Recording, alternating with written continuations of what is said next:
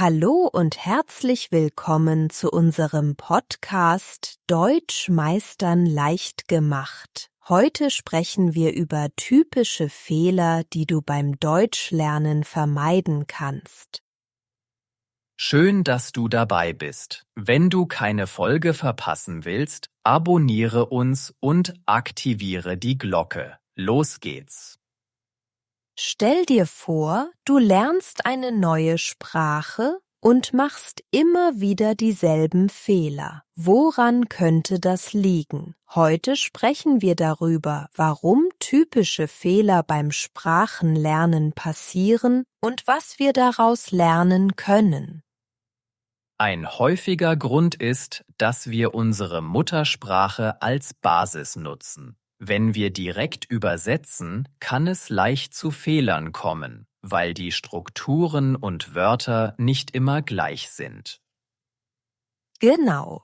Manche Sprachen haben zum Beispiel ganz andere Satzstellungen. Im Deutschen steht das Verb oft an zweiter Stelle, während es in anderen Sprachen anders ist. Das führt schnell zu Verwirrung.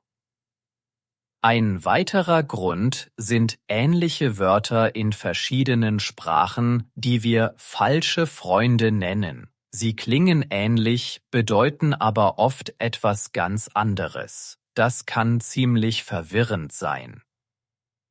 Ein Beispiel wäre das englische actual, das im Deutschen nicht aktuell, sondern tatsächlich bedeutet. Solche Missverständnisse sind ganz normal, aber sie zeigen uns auch, dass wir aufmerksam sein müssen.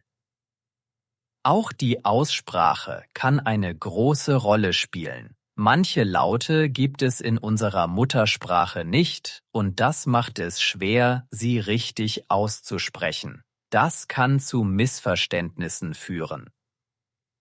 Ja, und oft neigen wir dazu, uns an die Laute zu halten, die wir schon kennen. Das Gehirn sucht nach Vertrautem, was natürlich ist, aber das bedeutet, dass wir mehr üben müssen, um neue Laute zu lernen.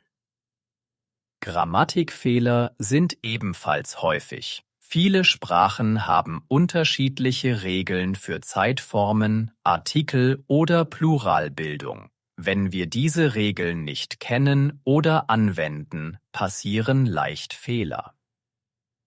Beim Lernen merkt man schnell, dass man nicht alles auf einmal beherrschen kann. Geduld ist wichtig und es ist in Ordnung, Fehler zu machen. Aus Fehlern lernen wir oft am meisten. Interessant ist auch, dass wir oft Fehler machen, weil wir uns selbst unter Druck setzen. Wenn wir Angst haben, Fehler zu machen, denken wir weniger über das nach, was wir sagen wollen, und machen dadurch eher Fehler. Deshalb ist es wichtig, eine entspannte Lernumgebung zu schaffen, in der man sich traut, zu sprechen und Fehler zu machen. Nur so können wir uns verbessern und sicherer werden. Ein Tipp ist, sich auf die häufigsten Fehlerquellen zu konzentrieren. Wenn wir wissen, wo unsere Schwächen liegen, können wir gezielt daran arbeiten und uns verbessern.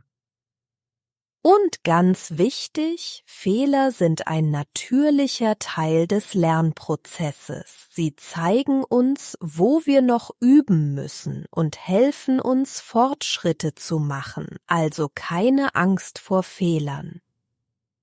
Am Ende ist es wichtig, dass wir uns selbst motivieren und positiv an das Lernen herangehen. Jeder Fehler bringt uns einen Schritt weiter. Und das sollten wir immer im Hinterkopf behalten. Nachdem wir über allgemeine Fehler gesprochen haben, schauen wir uns jetzt spezifischere Fallen an. Artikel, Präpositionen und die Wortstellung. Diese Bereiche sind oft knifflig, weil sie in verschiedenen Sprachen so unterschiedlich sind. Genau, im Deutschen sind Artikel besonders tückisch. Es gibt der, die und das.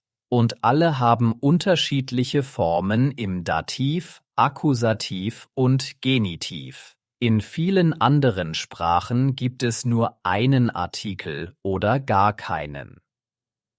Ja, das macht die Sache kompliziert. Wir müssen nicht nur den richtigen Artikel kennen, sondern auch seine Form anpassen. Ein häufiger Fehler ist, der durchgehend zu benutzen, weil es der häufigste Artikel ist.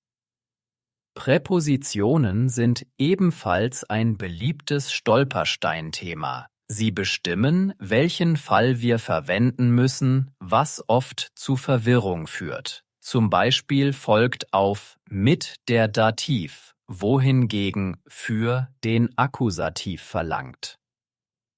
Und dann gibt es noch die feste Verbindung von Präpositionen mit bestimmten Verben. Man sagt sich freuen auf und nicht sich freuen für. Solche Feinheiten muss man einfach lernen. Sie kommen nicht automatisch. Die Wortstellung kann auch zu Missverständnissen führen. Im Deutschen steht das Verb häufig an zweiter Stelle im Hauptsatz, aber in Nebensätzen wandert es ans Ende. Das ist schwer zu verinnerlichen, wenn man es anders gewohnt ist. Ein typischer Fehler ist, die englische Satzstruktur zu übernehmen. Im Englischen ist die Reihenfolge oft Subjekt-Verb-Objekt, was im Deutschen durch die flexible Wortstellung nicht immer passt. Ein Tipp ist, sich Beispielsätze einzuprägen und diese Strukturen immer wieder bewusst zu üben. So festigen sich die Regeln nach und nach im Gedächtnis. Auch Sprachspiele oder Texte laut lesen können helfen, die richtige Wortstellung und den Gebrauch von Artikeln und Präpositionen zu verinnerlichen. Es macht Spaß und schult das Sprachgefühl. Geduld und regelmäßige Praxis sind der Schlüssel. Es ist normal, dass man anfangs oft Fehler macht, aber mit der Zeit wird es besser. Wichtig ist, dran zu bleiben und sich nicht entmutigen zu lassen. Wenn wir uns bewusst mit den häufigsten Fallen beschäftigen, können wir sie gezielt angehen. Das hilft, mehr Sicherheit im Sprachgebrauch zu gewinnen und flüssiger zu sprechen. Fehler sind keine Endstation, sondern ein Lernprozess. Mit der richtigen Herangehensweise und etwas Übung lassen sich auch die kniffligsten Sprachfallen meistern. Welche Erfahrung haben Sie mit der deutschen Grammatik gemacht, insbesondere mit Artikeln, Präpositionen oder der Wortstellung? Nachdem wir die häufigsten Sprachfallen besprochen haben, tauchen wir nun in die Welt der Redewendungen ein. Sie sind der Schlüssel, um natürlicher und fließender zu sprechen. Absolut. Redewendungen sind wie das Salz in der Suppe der Sprache. Sie verleihen dem Gesagten Farbe und Lebendigkeit und helfen, sich besser auszudrücken. Ein häufiges Beispiel ist den Nagel auf den Kopf treffen. Es bedeutet, genau das Richtige zu sagen oder zu tun. Solche Ausdrücke machen das Gespräch lebendiger. Ja, oder um den heißen Brei herumreden. Das bedeutet, nicht direkt auf den Punkt zu kommen. Diese Wendungen sind bildhaft und machen das Zuhören spannend. Wichtig ist, die Bedeutung der Redewendung zu verstehen. Wörtlich übersetzt verlieren sie oft ihren Sinn. Im Deutschen sind sie oft metaphorisch. Genau.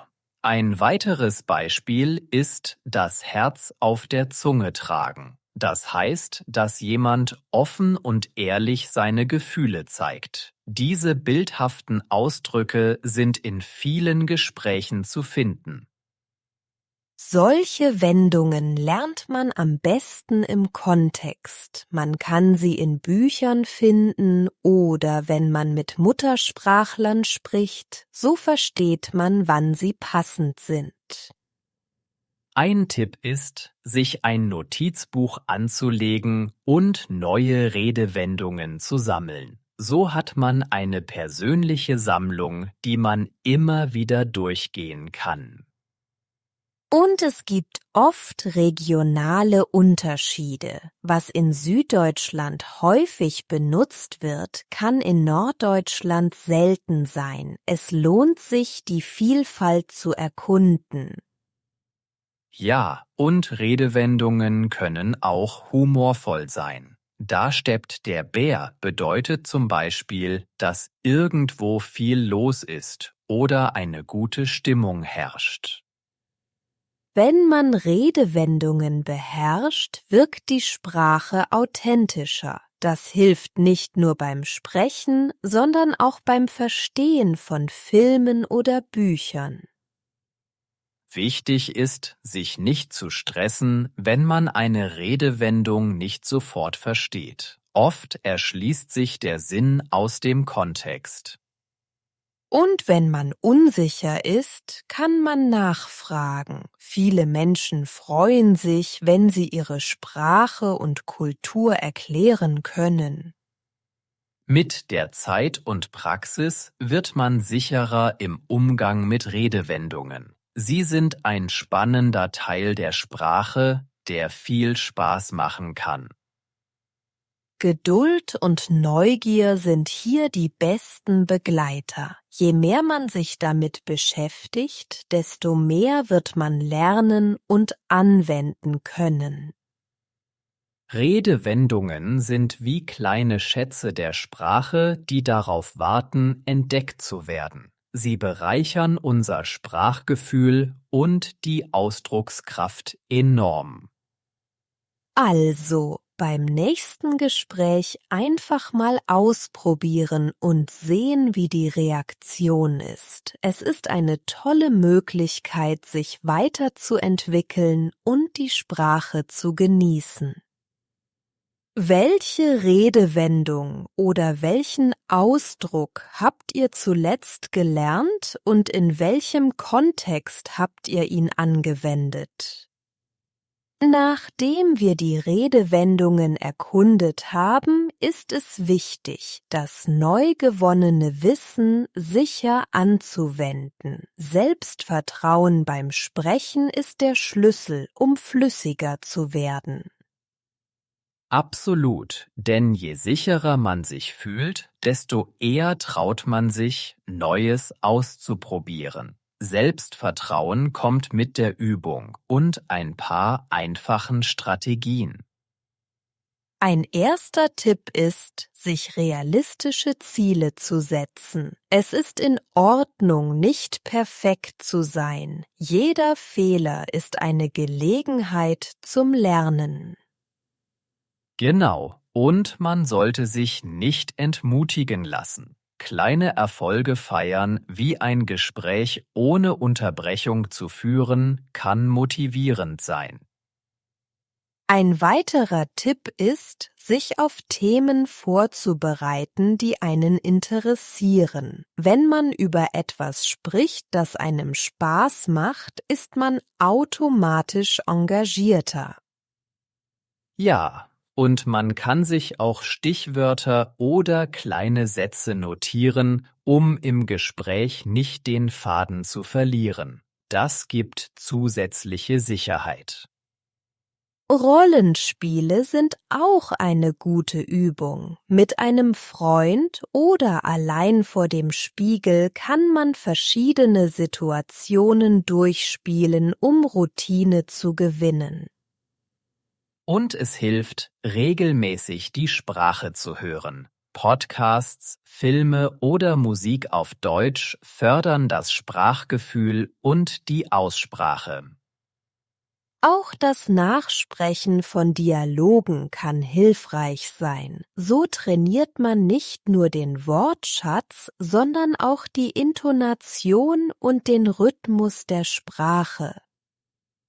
Wichtig ist auch, geduldig mit sich selbst zu sein. Jeder lernt in seinem eigenen Tempo und das ist völlig in Ordnung. Ein weiterer Tipp ist, sich mit anderen Lernenden auszutauschen. Gemeinsam kann man Erfahrungen teilen und voneinander lernen. Ja, und es gibt viele Online-Communities, wo man Fragen stellen kann und Unterstützung erhält. Der Austausch motiviert und bringt neue Perspektiven. Sich regelmäßig kurze Pausen zu gönnen, wenn man frustriert ist, hilft ebenfalls. So bleibt der Spaß am Lernen erhalten. Und zum Schluss sich selbst loben. Jede neue Vokabel, jede Redewendung, die man lernt, ist ein Fortschritt auf dem Weg zum flüssigen Deutschsprechen. Mit der Zeit und Praxis wird das Sprechen immer leichter. Geduld und Einsatz sind die besten Begleiter auf dieser spannenden Reise. Vielen Dank, dass ihr unseren Podcast verfolgt habt. Wir hoffen, die Tipps haben euch geholfen, sicherer Deutsch zu sprechen. Bitte hinterlasst uns einen Kommentar mit euren Lieblingswörtern oder Redewendungen aus unseren Folgen. Wir freuen uns auch, wenn ihr unseren Podcast abonniert. Aktiviert die Glocke, um keine Folge zu verpassen und gebt uns ein Like, wenn euch die Inhalte gefallen haben. Eure Unterstützung bedeutet uns sehr viel. Bis zum nächsten Mal. Der Nagel. Man trifft den Nagel auf den Kopf, wenn man genau das Richtige sagt. Der Nagel ist hier Teil einer bekannten Redewendung. Der Breimann redet um den heißen Brei herum, wenn man nicht direkt spricht. Der Brei steht in dieser Redewendung für das eigentliche Thema. Das Herz. Man trägt das Herz auf der Zunge, wenn man ehrlich über Gefühle spricht. Das Herz symbolisiert in dieser Redewendung Offenheit. Der Bär. Da steppt der Bär, wenn gute Stimmung herrscht. Der Bär steht in dieser Redewendung für Spaß und Bewegung. Die Redewendung. Eine Redewendung macht die Sprache lebendiger. Jede Redewendung hat eine bildhafte Bedeutung.